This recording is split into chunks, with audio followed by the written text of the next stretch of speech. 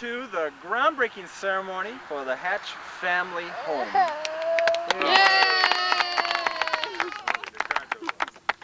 This is the future home of the Hatch Family Singers Music Academy. So I want you to know this is a historic occasion, and we're very glad to share it with all of you, and we appreciate you coming.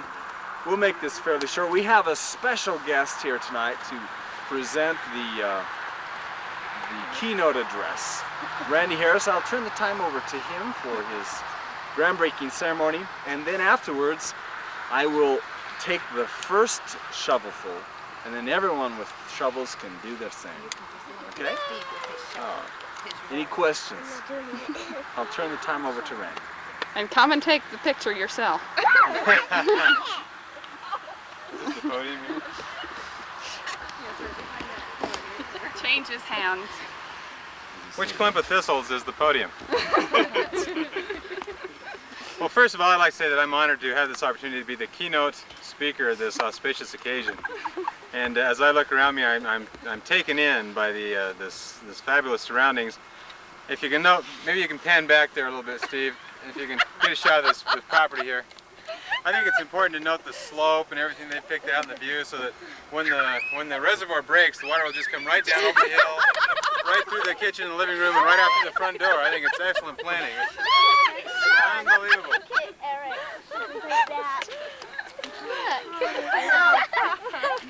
You know, the rest of us live on flat ground, and we don't have to worry about that. Well, anyway, I'm honored to be the guest speaker, as I said, here at this groundbreaking, and anytime I ever think about breaking ground, it always reminds me of a question that I once pondered, which is, what do you have when you have 3 Hewlett-Packard computer engineers buried up to their necks in sand? No one knows? What is it? You don't. What you have is you don't have enough sand. You're about 3 heads short. Thank you. I thought it was appropriate, since we're here digging up the Hatch's dirt today, if we were to dig up some dirt on the Hatches. So I made a couple of phone calls to Steve and Chris's moms. I guess they each have a mom. I found that out when I called them. And boy, have I got the dirt on the Hatches. And you'll be amazed at what I dug up. I mean, I was embarrassed. I mean, these guys led such a wild life as children, and when they were dating, I almost passed out on the phone. It was. Let me give you an example of some of the stuff that I learned about Chris. For example, when Chris's mom and dad were painting their new house as a child, Chris fell over on a gallon jug of paint thinner and had to go to the hospital and be operated on for 45 minutes. So we don't expect Chris to be doing much painting at the new house. And boy, I'll tell you, for excitement, you can't top this. One time, well, Chris, you know, is very talented, and she sings and plays the piano and has done that for years and years and years, you know, ever since she was a little child. And I learned from her mother the one time when she was singing at some function, she flubbed.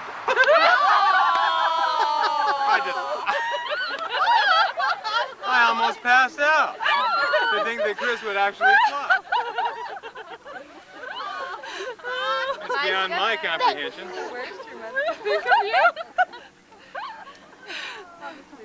Boy, I'll tell you, and something else too that just really astounded me. Chris's mom said that, well, you know, in keeping with the spirit of all the hijinks that she did, boy, when she and Steve started dating, Steve's grades went right to pot. Her mother said they were always mooning. Videoing, come on. He said they were always mooning. Now, she said they were. What is mooning? Why don't you show us what that means? This is real dirt. You know, you got to keep in mind that Chris's mom came from a different era, and mooning meant something else. I think it was kind of like spooning. You know? I'm not sure exactly really which it is though. But anyway, she said, and I quote, they were mooning and loving and kissing and never getting stuff done. Now that's pretty wild, right? I mean, we're talking major dirt here. Now, when I called Steve's mom, I said, you know, I'd really like something really embarrassing, you know? Something that, you know, we can have a lot of fun with and that's funny and that's really embarrassing. And she said, well, he was in the ROTC. I mean, we're talking major excitement here. What does that stand for? Rotten? What is going on with lettering? I don't know. Really ornery, tough character. It was really exciting stuff, I guess. And she also said that when he was a 14-year-old, he had a night crawler business, and so it's appropriate that he's out here digging up for himself. Is he crawling in the night? Who said that? I'm not sure. Yeah, Just an innocent bystander. he was crawling in the night, but it was after he and Chris started dating, and he was usually crawling home. And then, boy, as a real capper-offer, this wild childhood that these guys had, as a 5-year-old, Steve's dad, who was in the bishopric one time, came walking down the hall and he looked outside the chapel doors, and there sitting on a chair outside the chapel was Steve's, you know, as a 5-year-old, just sitting there, all by himself. And he went up to him and he says, Steve, what seems to be the problem here? And he says, well, you're going to have to go ask my teacher. So his dad went back in and asked the teacher, and the teacher informed his dad that Steve was being such a horrible little boy that they had asked him to leave the class and they had put his chair outside the door. This is uncalled for. I was absolutely appalled. Oh, us too. Shall we leave right now? Oh, come on, folks. So what Steve's dad did to kind of set him straight is he marched him home for a whole block, popping his belt behind him. Pop, pop, pop. Big stuff. And he informed Steve that if he couldn't be a better little guy, that he was never going to come to church again. And you blew it. You had your out right there, and you could have blamed it on your dad for the rest of your life. But no, that wasn't good enough. Steve came back the next week, and he was such a good boy, and you know what? For the rest of his life, all of his teachers have always compared him to the other boys and said, why can't you be more like Steve? Isn't that something? Something else I found out about Steve is that he always preferred older women.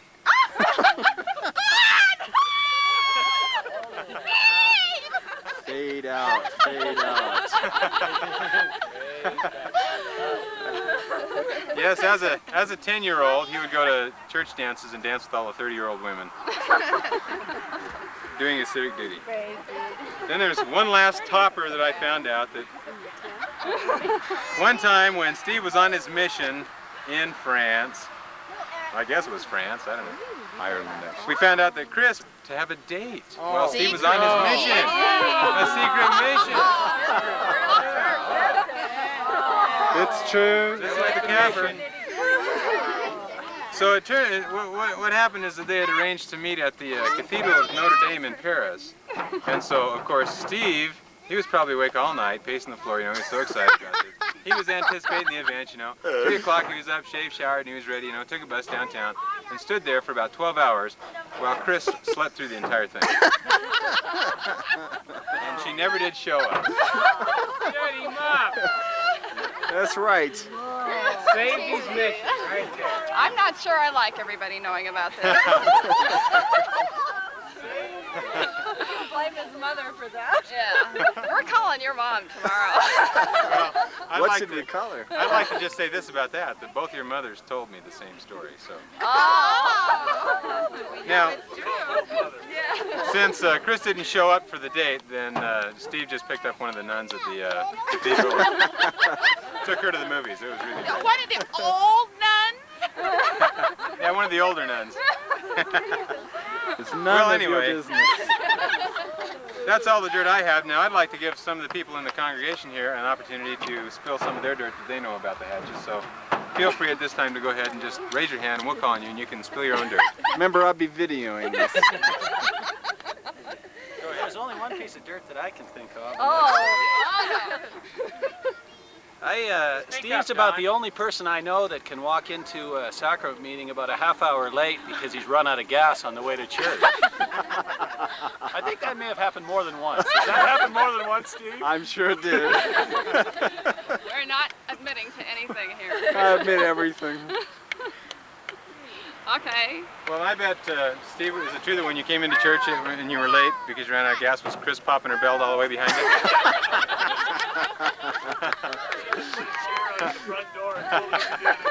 Yeah, you had to sit outside the chapel. Well, anyway, we'd like to wish the Hatches well in their new house and good luck, and I know that our Heavenly Father will smile on them and bless their home, and I know that in keeping with the true spirit of really malicious stuff that they've done as youth, that they're going to probably enjoy a lifetime at this house doing mean things like squeezing the toothpaste tube in the middle and putting the toilet paper roll on so that the thing is hanging over the backside instead of the front. It's a wild and crazy life they lead, and I don't know how they keep up with it, but good luck to the Hatches, and we wish you well.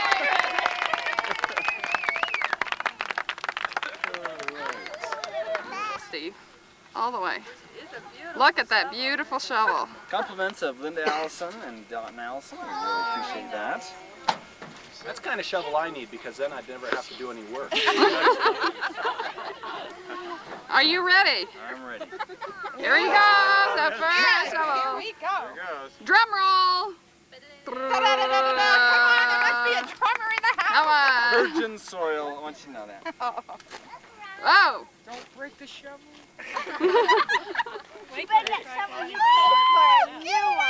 You might dig up a lamanite. Yay!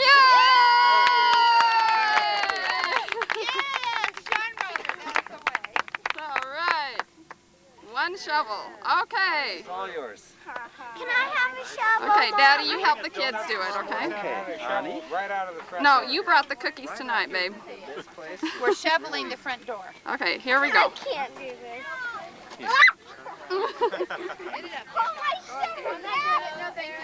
There he goes. Watch on.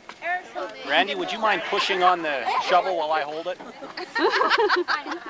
Why didn't you get a shovel with a point? Huh? Why didn't you get a shovel with a point? This is a Canadian one. Oh, I see. Is that like a shovel? Canadian shovel, huh? One guy to hold it and 4 guys to push. Do you want me to make a hole for you? You need to come and take these pictures. It's really hard to do it in Canada. We have one guy hold it. I'm not good enough to do this. Jump on the ground. Hey, where's the restroom going to be? I want to dig a hole back there. We might as well get your outhouse started. Okay, let's come over to the restroom. Right over here. Now stay with Don so that he has it. It's going to take a long time. This is pretty hard.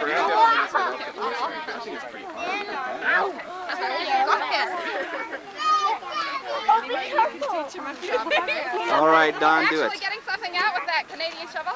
You betcha. That's a sod digger, Chris. Aren't you glad you don't have to? Look, there's nuclear waste. That's a good one. That cuts him square. Do it. Do it. You're on. You can just go at the edge of mine. I'll show you where it's going. That was good.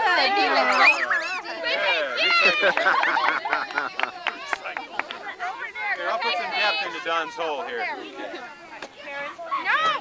This can be the outhouse. I want real dirt. Real car? Yeah.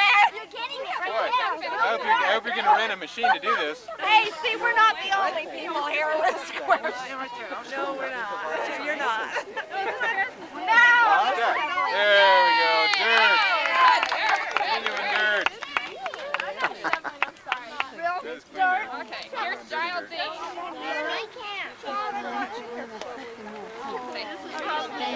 Last time you'll ever see you. Yay! All right.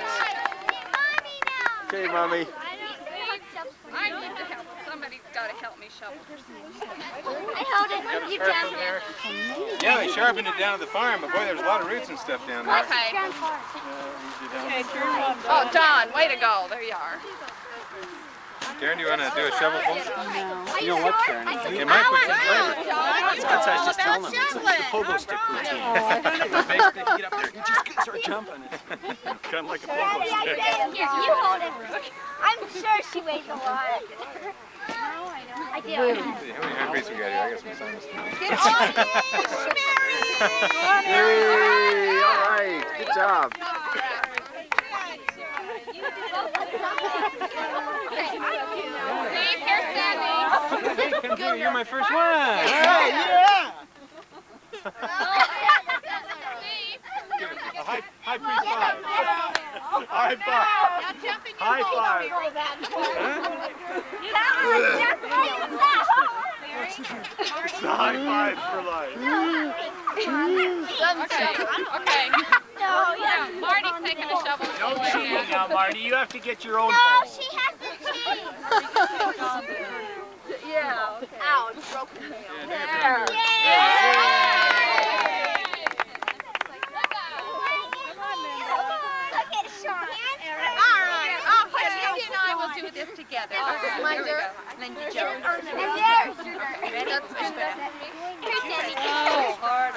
Okay. Whip it out with your hand. Come up. Bend back. All right. Get it in there. Hold it, hold the dirt. Hold the dirt. Hold the dirt up with your hand. Put it in the shovel. We have to have it on the shovel. Okay, Mary Ellen. I did mine. Did you? Come. I can't do it, but my kids can. Yes. Okay, How are you going to work expand Sandy's hole? do it. They got the shovel like mine. Hey, somebody got a match? It's a Canadian one. See if we can get rid of some of the scrub stuff so we can see the dirt. Put that shovel in and dig out some dirt. Use mine. Appreciate that. You're gonna have to dig up this pre-dug dirt. On Friday. Steve, this is a good Here's mine. A shovel of dirt. And I feel proud to have gotten that much out. Boy, it's out there though. It's not clay or anything. Come on, you have to help me on it. You're gonna have to haul in some clay. All right. Carolyn, how about come get a shovel?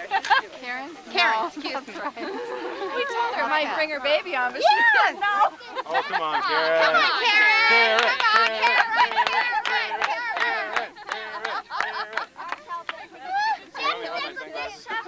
Do you know this guy? that brings the baby on. Okay, I'm hoping. He's already done. Oh, 2 weeks over. All right, there she goes. And notice how well clothed she is for this. Hey, all right. Are you feeling any contractions now? She's just being a little anguish towards you. Dig some more. Okay. Reed Hatch, you have a duck Baby in arms, that's up me. here. Karen, this should inspire you. This is Megan. Oh, Her brand new baby, 1 week old. Not even that yet. Oh. Not even a week old. How old is he? 3 days. Karen, rub up against You're going to make her shovel if you only had a baby 3 days ago. 3 days. Mary is going to shovel up you great hat.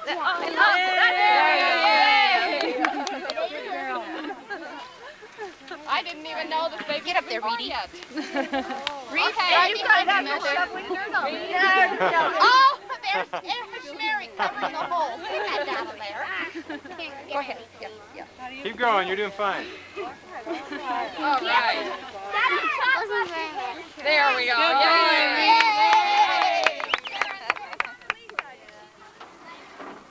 There we go.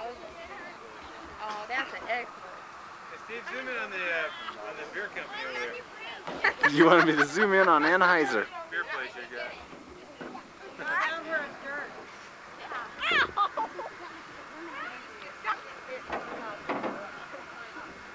We could have girls' camp here next year.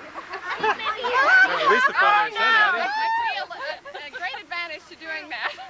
I say aye. There, happy.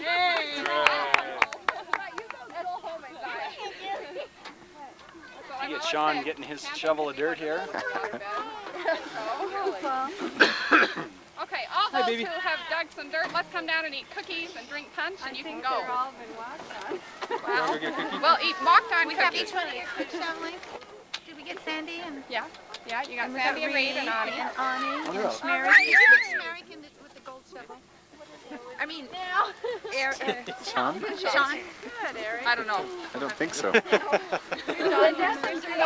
that shovel up. Okay, here we go. Here, Eric. Okay.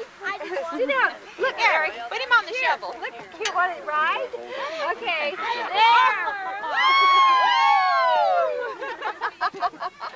All right,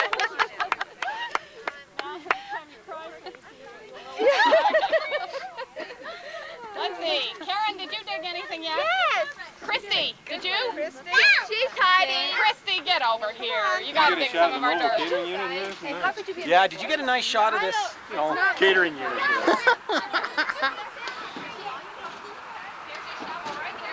I bet you there's some real dirt we could bring up on this truck here.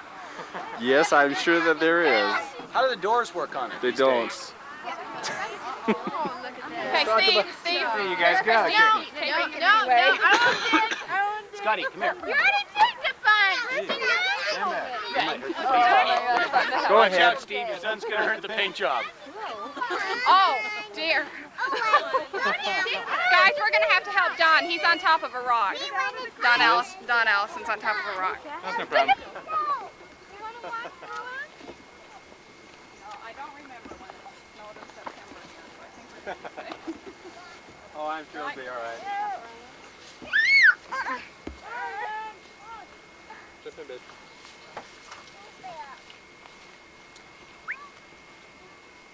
I think we got, are those just our kids up there? Ow. Hey, we got an extra passenger we get to take home.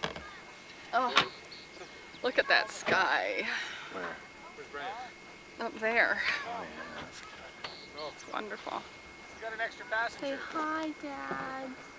Look, you found Can the you best say bike hi, Dad?